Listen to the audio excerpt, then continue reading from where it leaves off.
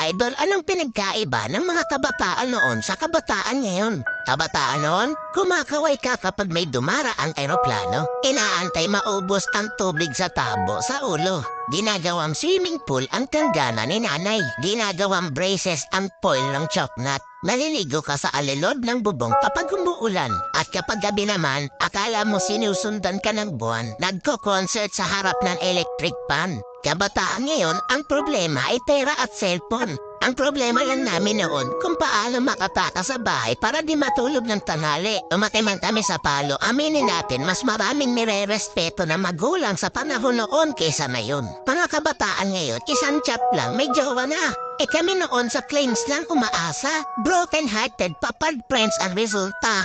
Mga kabataan noon, ang dami ng alam na trabaho. Kesa sa kabataan ngayon, tamad na, puro pa gadgets, di pa mautusan. Minsan nagiging ibon, minsan nagiging pani.